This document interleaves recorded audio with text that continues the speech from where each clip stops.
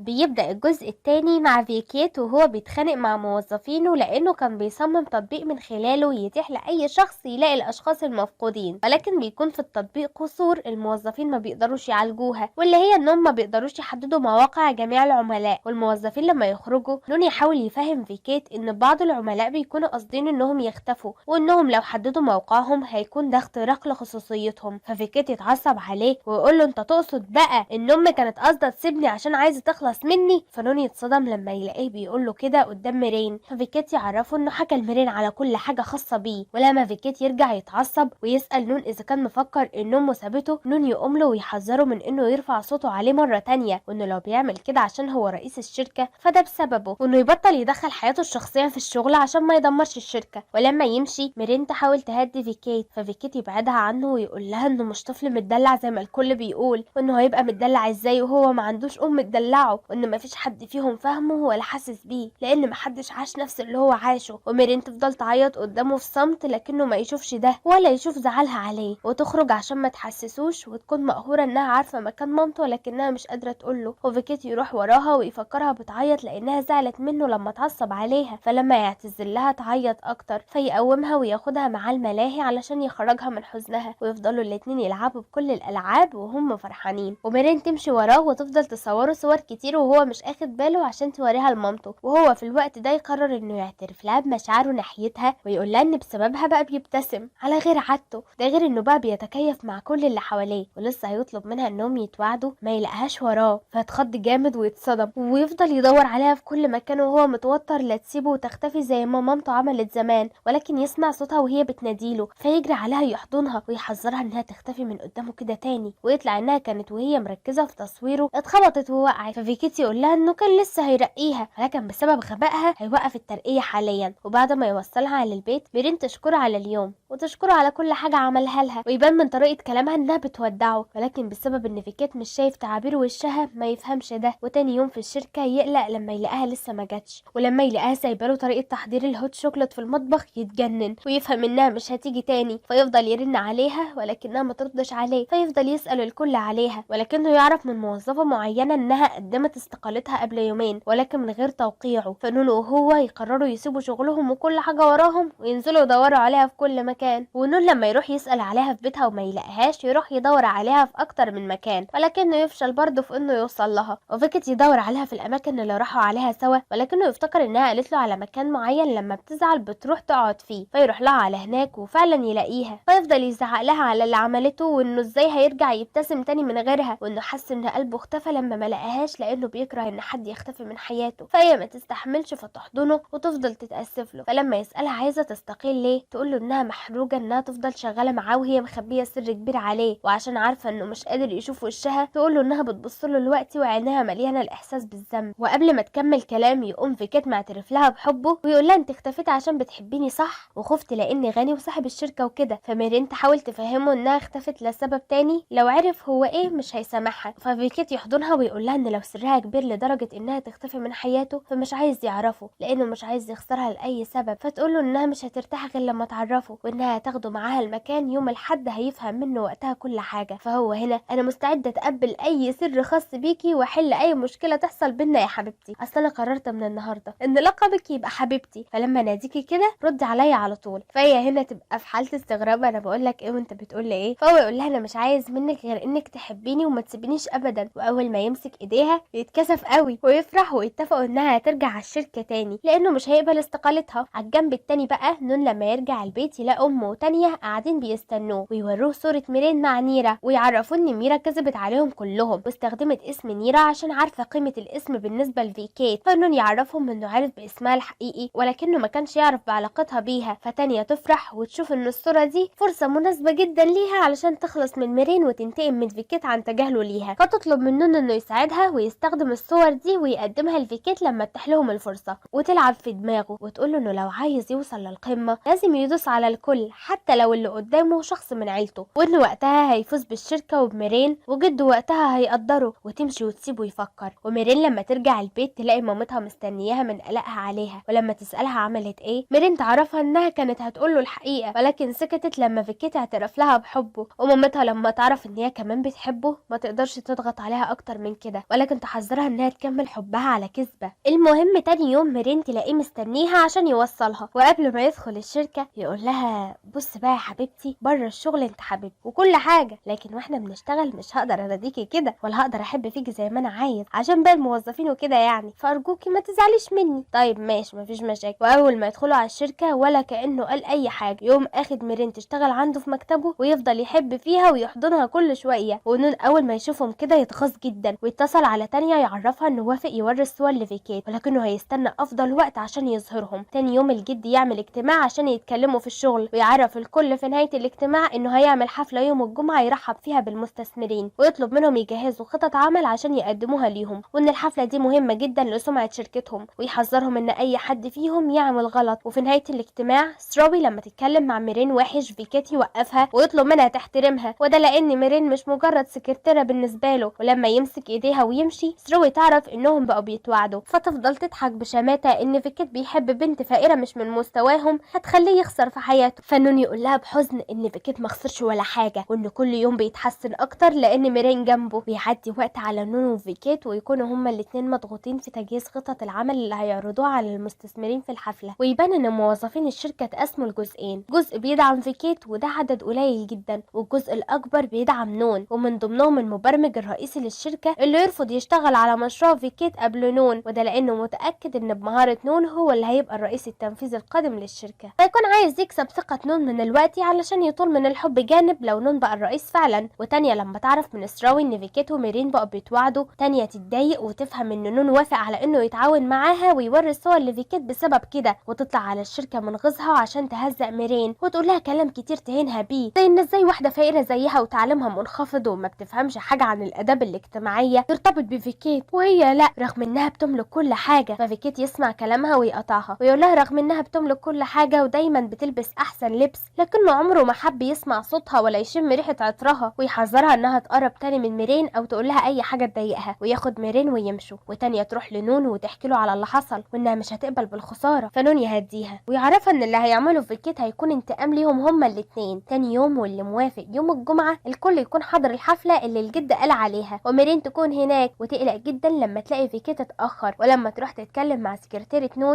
نون لأول مرة تتكلم معاها وحش. ولما يجي ميعاد ان فيكيت يدخل يقدم تطبيقات شركتهم الجديدة المحتاجة للاستثمار بما انه رئيس الشركة، نون هو اللي يدخل مكانه ويعتذر لهم ان فيكيت طارق عليه حاجة فمش هيجي، ويبدأ يشرح هو التطبيقات. ومعنى ان فيكيت ما يجيش على الحفلة ثقة اعضاء مجلس الادارة والمستثمرين هتقل فيه، فميرين تجري عشان تروح تطمن عليه وتشوفه فين وتلاقيه في المكتب، ولكنها تتصدم لما تلاقيه قلب المكتب ومبهدله، وده لان نون يطلع انه اداله الصور، ففيكيت يرميها في وشها ويتعصب عليها ويقول لها انه ما قدرش يحدد الوشوش في الصور، ولكنه فاكر كويس ان دي هدومها ونفس تسريحة شعرها، ويسألها اذا كانت امه فعلا اللي جنبها، فمريم ما تكونش عارفة تقول له ايه غير انها تصارحه، ويكون عارف ان نيرا امبان مش اسمها الحقيقي وانها كذبت عليه عشان تشتغل معاه، ويفضل يكسر في كل حاجة حواليه ويقول لها انها الست الوحيدة اللي في العالم اللي خلته يحس انه غبي. فمريم لما تحاول تفهمه انها كانت هتقول له يزقها بعيد عنه ويطردها، فتسيبه وهي منهارة. واول ما مامتها تشوف حالتها كده تفهم ان اللي كانت خايفة منه حصل، ونروح على الحفلة ونون ينجح في انه يخلي اكتر من مستثمر يعجبوا بشغله، ونروح على الحفلة ونون ينجح في انه يخلي اكتر من مستثمر يعجب بشغله ويعرضوا عليه انهم يشتغلوا معاه، ونون كل اللي يكون عايزه انه يوري جده انه اكفأ من فيكيت ويستحق الرئاسة اكتر منه. وسروي هي وسكرتيرة نون علشان ياكدوا على تشويه صورة فيكيت في عين جده يروحوا يقولوا له ان فيكيت ما جاش على الحفلة لانهم شافوه وهو بيتخانق مع ميرين، وسروي تعرفوا ان فيكيت بيوعدها وما بيركزش في شغله بسببها، فالجد يروح لنون ويهنيه ان الحفلة نجحت بسببه وان بعرضه اظهر قوة شركتهم ونجاحها. ونون لحد هنا يكون فرحان بكلام جده، ولكن جده يقطع فرحته لما يقول له ان نجاح الشركة مش هيستمر من غير فيكيت، وانه مش بيقول الكلام ده لانه بيحب حفيد اكتر من التاني او لان فيكيت احسن، ولكن بيقول كده لان الشركة محتاجاهم هما الاتنين. ويبان ان الجد عنده احساس ان نون وسروي هما اللي ورا عدم حضور فيكيت الحفلة، ويسألوا ايه اللي حصل عشان فيكيت ما يحضرش، وانه وصاه قبل كده يهتم بيه وبالشركة لانه الكبير اللي بيثق فيه. فهنا نون يتعصب ويقول له ان فيكيت ما عادش طفل صغير عشان يهتم بيه، وان هو كمان عايز ينجح، وان بالنسبه له ملوش حق يفكر في نفسه لانه مش مصاب بعمل وجه، ويتهم جده ان هو كمان اعمى لانه ما شافوش كل السنين دي، وعمره ما حس ان هو جده وكان جد فيكيت وبس.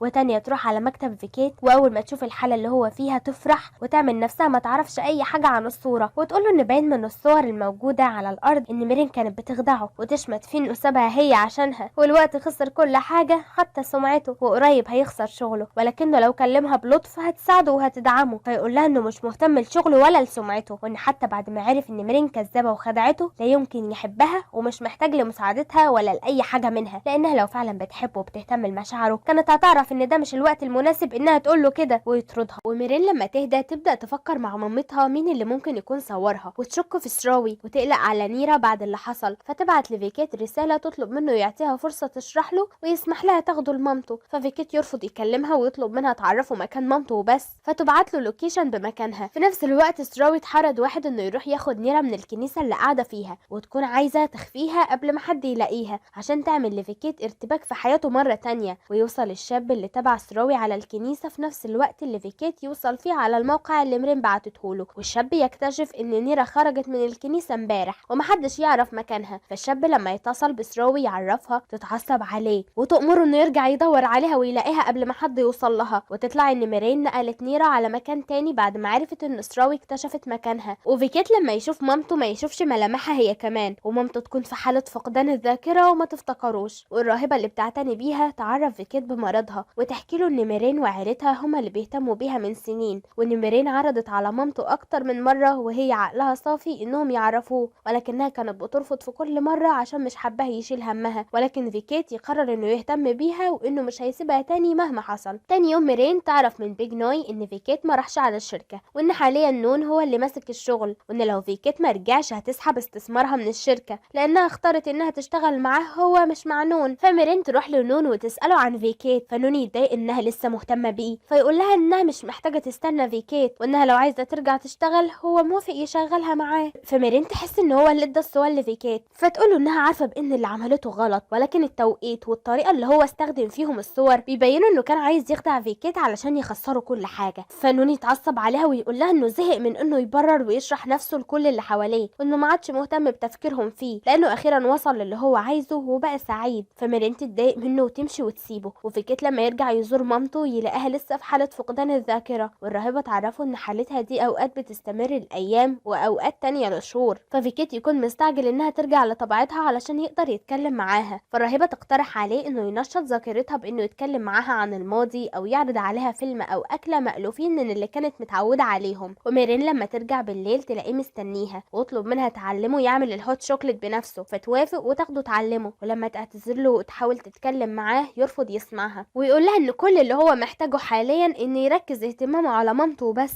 وبسبب انه ما قدرش ينام وسط الاحداث اللي حصلت معاه خلال اليومين اللي فاتوا ينام عندها. وميرين لما تقرأ المذكرات بتاعته تلاقيه كاتب فيها كل حاجة تخصها ومر بيها معاها. ولما فيكيت يصحى تاني يوم يعتذر لمامة ميرين انه نام عندهم من غير ما يحس، وقبل ما يمشي مامتها تطلب منه يقعد ياكل معاهم وما تدلوش فرصة انه يرفض. وبيجنوي هي كمان تيجي وتاخده تكلموا لوحدهم وتسأله هيعمل ايه معاها والشغل اللي بينهم. ففيكيت يعتذر لها ويقول لها انه محتاج يأجل شغله الفترة دي، فنوي تقول له انها عارفة هو بيمر بايه وتنصحه انه ما يتخلاش عن اي حاجة خاصة بيه، وان لو على مامته فهو مش بايده حاجة غير انه يقدم علاج ليها وبس. اما بالنسبة لميرين هي كذبت ولكنها حاسة بالذنب ومستنية يسامحها، وانه يسأل نفسه اذا كان بيحبها او لا ويتصرف على الاساس ده. اما بالنسبة لشغله لو هو اتشال من منصب الرئيس التنفيذي للشركة فهيكون في ورطة، لان وقتها مش هيقدر يحمي اي شخص بيحبه، وده لان نون اتقلب ضده. وتنادي الميرين وتعرفها انها توظفها عندها كمساعدتها، وتقول لفيكيت انها هتسيبها له علشان تشرف على شغلها معاه. ولما تمشي ميرين تقول له انها مش هتطلب منه يسامحها لانها خدعته وعارفة انها غلطت ولكنها عايزة تساعده. ففيكيت يقول لها ان رغم اي حاجة عملتها ولكنه عايزة تفضل معاه وجنبه لما مامته تفتكره. ولما يمسك ايديها وياخدها معاه تسأله اذا كان سامحها فيقول لها لا، ولكنه عايز يمسك ايديها. وفي طريقهم يسألها من رأيها نون عمل كده ليه، فتقول له ان نون عايز قبول جده وبس. فيعرفها انه عمره ما فكر في انه يتنافس مع نون، ولا عمره اختار ان جده يهتم بيه، وانه بالنسبه له نون زي اخوه، وانه مستعد يديه كل حاجه هو عايزها باستثناء حاجه واحده بس. ولما يروح لمامته يعمل لها الهوت شوكليت بنفسه علشان يحفز لها ذاكرتها، ولكنها تشربه وبرضه ما تفتكرش حاجه. ففيكيت يزعل جدا ويخاف ان مامته ما ترجعش لطبيعتها تاني ابدا، ولكن ميرين تفضل جنبه تواسيه وتوعده انها هتساعده وتعمل كل حاجه عشان تخلي مامته تفتكر. ونروح لنون اللي يقرر يستغل غياب فيكيت وجده من الشركه، ويروح يتفق مع تانيا انها تساعده، لان بعد رفض البيج نوي كمان انها تستثمر معاه بقوا قدامهم فرصه كبيره ان هم اللي يديروا الشركه. ويتفق معاها انه هيبيع لها اسهمه علشان تبقى صاحبه اكبر اسهم والمساهمه الرئيسيه، ووقتها تقدر تعلن انها هتغير الرئيس التنفيذي وتصوت ليه، ويوعدها انه لما يبقى الرئيس هيعينها نائبه ليه. فتانيا يعجبها عرضه جدا وتوافق على طول. ونروح لفيكيت اللي يعرف من الراهبه اللي بتعتني بمامته ان مامته اختفت. ففيكيت يجري يدور عليها في كل مكان وهو مرعوب، ولكن يسمع صوتها وهي بتتكلم مع طفل فيعرفها من صوتها. ومامته اول ما تشوفه تفتكره ويبان انها في حالتها الطبيعيه، فتجري عليه تحضنه وتعتذر له انها بعدت عنه، والاتنين يفضلوا يعيطوا. وفجاه فيكيت بيبص لها يلاقي ملامحها بتترسم قدامه ويقدر يشوف وشها، فيفرح جدا على قد ما يكون مصدوم. ويقول لمامته انه دلوقتي شايف كل تعابير وشها وشايف في عينيها قلقوا عليه. وبعد شويه من المشاعر المختلطه فيكيت يبص لميرين فيروح لها وهو فرحان انه اخيرا شافها، ويقول لها انها اجمل مما كان يتوقع. وفيكيت يترجى مامته انها تيجي معاه على بيته، وانه هيوفر لها العلاج والدكاتره لانه عايزها تبقى جنبه عشان يحميها. فمامته توافق رغم خوفها انها تكون حمل عليه. وفيكيت يحس ان كل حاجه كان بيتمناها اتحققت له في وقت واحد، فيبقى طاير من الفرح وياخد مامته على بيته ويجيب لها دكتور صاحبه يشرف على حالتها، وممرضه تفضل قاعده معاها طول الوقت. ويكون فاضل له انه يرجع على الشركه علشان ياخد مكانه، وده مش بسبب طمعه في الاداره، ولكنه متاكد من ان سراوي ونون لو فازوا باداره الشركه هيخلوه يخسر كل حاجه، فيكون عايز يرجع ويفوز هو عشان يوريهم ان عمره ما هيتخلى عنهم وهيعاملهم كعيلته. وده لانه متاكد ان نون جواه انسان طيب اختفى بسبب الظروف اللي بيمروا بيها. ولكن في الوقت ده يتم اعلان تانية المساهمه الرئيسيه، وقبل ما يعملوا اجتماع تاني يصوتوا فيه لنون انه يبقى الرئيس التنفيذي، سراوي تقدم رشوه لكل اعضاء مجلس الاداره عشان تضمن تصويتهم لابنها جنب تصويت تانية، واللي ما يقبلش فيهم ياخد رشوه. سراوي تهدده انها هتأذيه في الشغل. ويوم الاجتماع اللي هيصوتوا فيه لنون بالرئاسه يلاقوا فيكيت داخل عليهم ويعترض اقالته من منصبه، وده لانه ما عملش اي غلط. وقبل ما ينطق بكلمه تانية يفضل يبص لنون وسراوي وكل واحد في الاجتماع عشان يعرف الطريقه اللي كانوا بيبصوا له بيها وهو اعمى. ونون يعرفوا انهم عايزين يقولوه لانه مش ناضج كفايه انه يدير الشركه، وده بيبان في تخليه عن الشركه كل فتره. وبالنسبه ان ما عملش اي غلط فده برضه بفضله، لان هو اللي بيتاكد من تحقيق مبيعات ناجحه. واغلب اعضاء مجلس الاداره يتفقوا مع نون وانهم بيكرهوا النهج اللي فيكيت ماشي عليه لانه اناني، ومهما اختلفوا معاه مش بيسمع غير رايه، وانهم لولا نون لكانوا سابوا الشركه من زمان. وتانية هي كمان تعرف الجد انها مش مستعده تشتغل مع فيكيت، وبما انها المساهمه الرئيسيه فبتأيد قرار اقالته وبتصوت لنون. ففيكيت يقول لهم ان هو كمان بيصوت لنون لانه اكتشف انه كان رئيس فاشل، ولكنه يتهم تانية قدام الكل ان تعليقها عليه كان فيه تحيز لانها ما جربتش تشتغل معه ولا مره، وانه لو اعتبر نفسه تطبيق زي التطبيقات اللي هم بيعملوها فنسخته الاولى هي اللي فشلت، ولكنه على استعداد انه يعيد برمجه نفسه ويعدل كل غلطاته عشان يناسب منصبه. فجده يطلب من كل اعضاء المجلس انهم يدوا لفيكيت فرصه تانية لانه متاكد انه هيثبت نفسه ويصوت ليه، ومن بعده الاقليه اللي بتدعم فيكيت وواحد ورا التاني من اللي كانوا بيدعموا نون. فسروي تتعصب جدا وتزعق لابوها وانها مش هتستحمله يتغاضى عن ابنها مره تانية، لكنه يوقف مامته ويقول لجده انه هيستنى يتفرج على الشركه وهي بتنهار، ووقتها هيجي يتوسل له علشان يرجع يصلحها. وبعد ما يقول الكلمتين دول يخرج مع مامته تانية. فالجد ينهي الاجتماع وياخد فيكيت ويخرجوا يتكلموا سوا،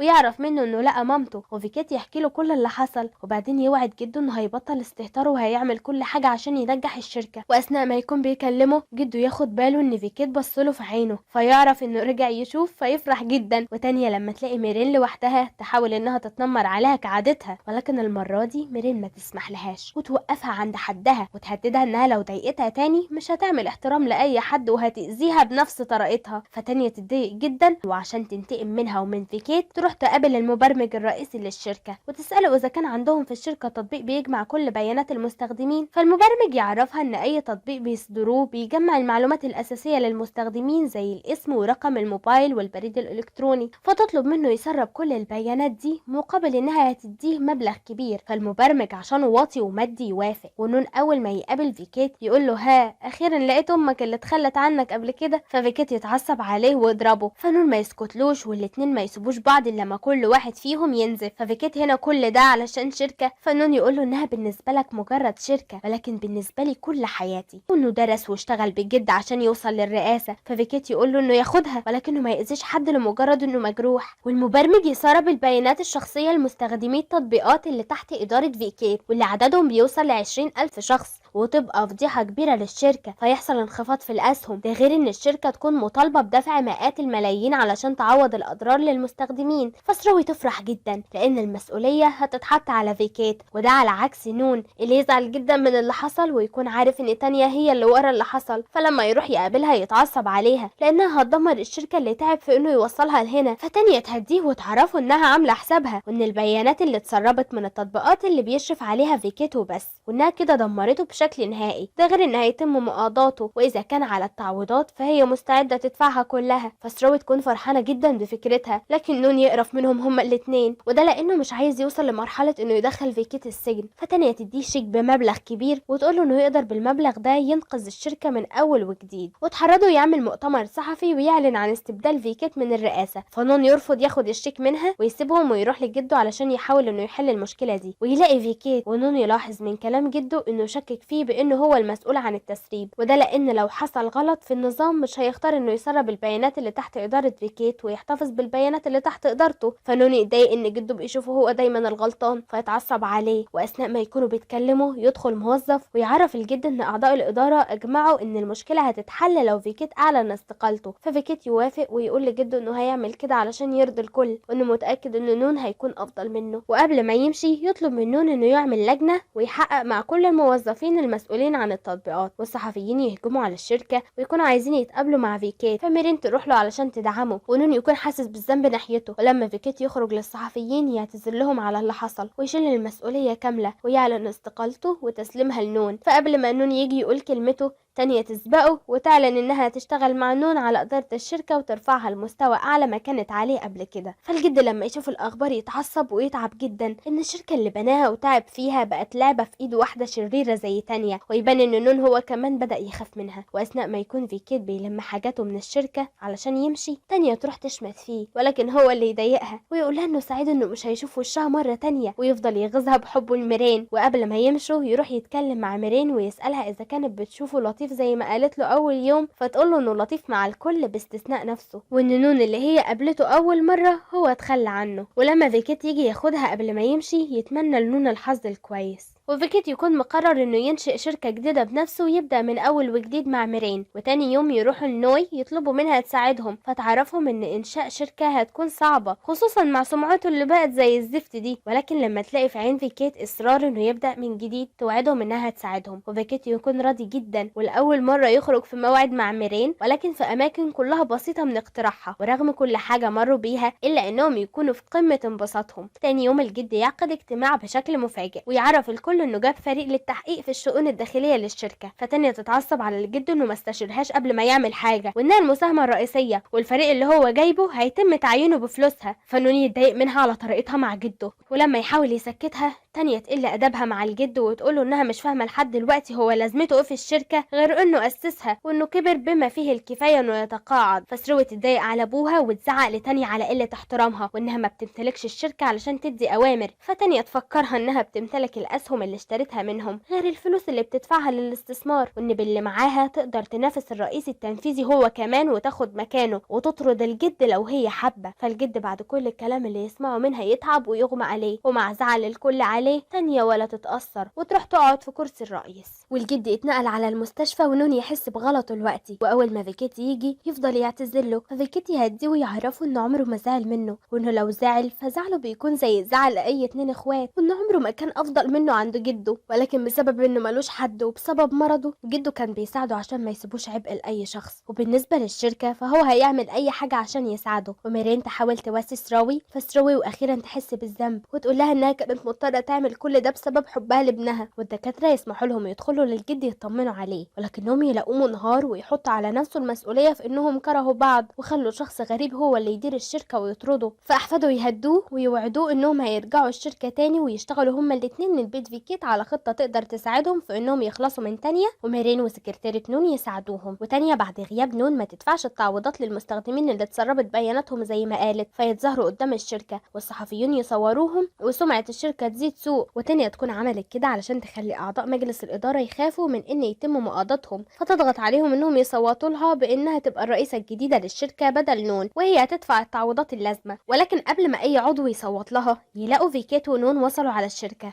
وكمان يتقابلوا مع الصحفيين ويعتذروا عن تأخيرهم في دفع التعويضات، ونون يعلن إن تانية هي المسؤولة عن التسريبات دي ويشيل أي مسؤولية عن فيكيت، ويثبت كلامه من خلال عرض تسجيل الكاميرات للمبرمج وهو بيسرب بيانات المستخدمين ويعرفهم إن المبرمج اتقبض عليه واعترف إن تانية هي اللي حرضته. فتانية تتجنن بعد ما خسرت كل حاجة، وهنا كل مشاكل الشركة تتحل ونون وفيكيت يتصالحوا سوا وكل حاجة تبقى تمام التمام. وجدهم المرة دي يعمل اجتماع نهائي قبل ما يعلن عن تقاعده، ويقرر إنه يختار واحد منهم إنه يبقى الرئيس، ويكون عايز يختاره المرة دي وهو واثق إنه يرفع من مستوى الشركة. فنون وفيكيت كل واحد فيهم يتنازل عن الرئاسة للتاني ويفضلوا يطبلوا لبعض، ولكن جدهم يقول لهم إنه اختار أصلا، ويقرر بقى إنه يسلم الرئاسة لسراوي ويعتذر لها إنه تجاهل خبراتها كل السنين دي. ونون وفيكيت يفرحوا لها ويدعموا قرار جدهم، وسراوي تبقى طيبة خلاص وتروح تعتذر لفيكيت عن أي حاجة وحشة سببتها له، وكمان تروح تعتذر لنيرا إمبان وتساعد فيكيت في إنه يهتم بيها. وعشان نقفل الملخص بقفلة رومانسية، فيكيت ياخد ميرين للملاهي ويقول لها إنه زمان اتعرض لصدمة في حياته في المكان ده والنهارده مش عايز ياخد صدمة تانية، ويقوم مطلع لها خاتم ومتقدم لها للجواز. فميرين ما تصدق وتوافق على طول. وقبل ما تزعلوا على نون إنه ما لقاش نصه التاني، نون يعمل مقابلة علشان يعين سكرتيرة جديدة بعد ما سكرتيرته اترقت، والسكرتيرة اللي تتقدم للوظيفة يكون اسمها سراوي. فكلهم يتصدموا ويسألوها إذا كان ده اسمها الحقيقي، فلما تقول لهم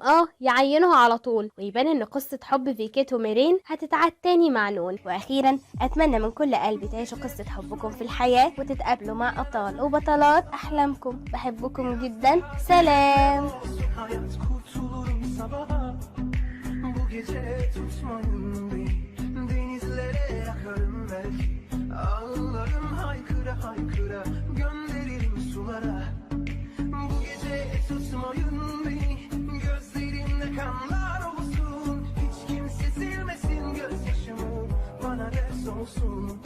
Bu gece acısın canım bir daha acımasın. Bunu bana yaşatan